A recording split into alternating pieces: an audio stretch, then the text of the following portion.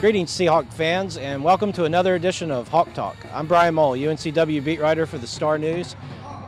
We're going to look back at last week's games, talk about what happened to the Seahawks, but first, here's a look at Midnight Madness.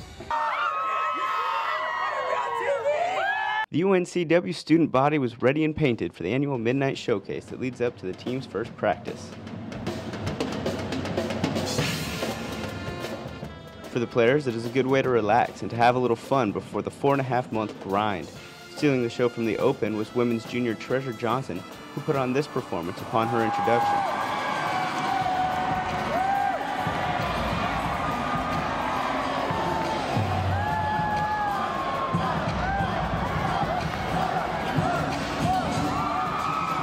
The fans were treated to entertainment throughout the night as well. The dance team did their thing along with the cheerleaders and the band. But the feature act of the night was the Seahawks players. What's a showcase without a little three-point competition? Point guards Chad Tomko and Johnny Wolf went head-to-head from behind the arc in the long-range assault.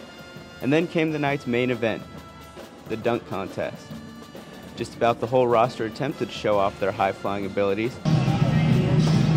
Creativity was at the forefront, and some stuffed it with more success than others.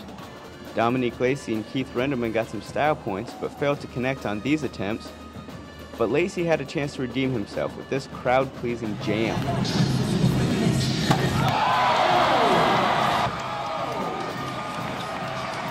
Also getting involved was 6'2" freshman on the women's team, Maya Levels. Her first attempt was a little off, but on try number 2, she brought the crowd to its feet.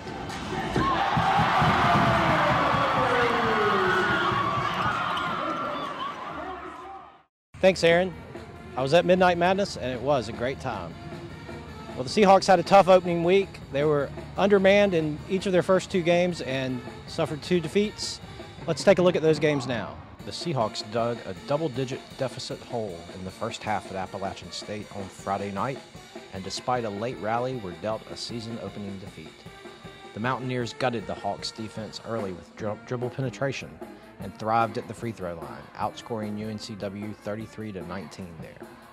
Junior center John Fields delivered in his Seahawks debut, controlling the paint on both ends to produce 21 points, 7 rebounds, and 4 blocks. All were game highs.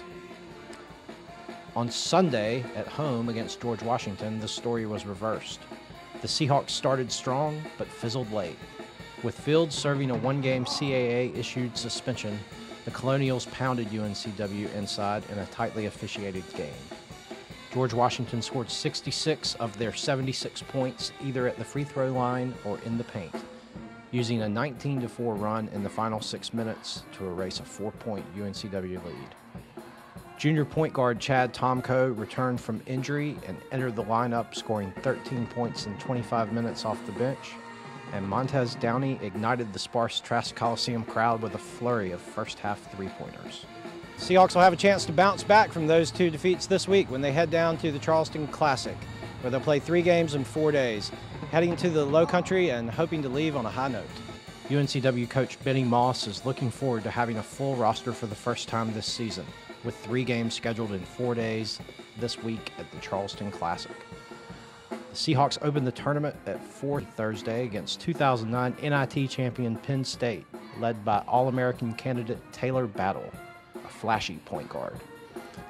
The game will be televised on ESPNU. Finally, having the inside-outside combo of Tomko and Fields on the floor should ignite the offense, solidify the defense, and smooth Moss's substitution patterns. That wraps up the show for this week. Be sure to tune in next Tuesday for another edition of Hawk Talk. We'll look back at the Charleston Classic and look ahead to the home game with VMI. Stay tuned to StarNewsOnline.com or my blog for all the latest information.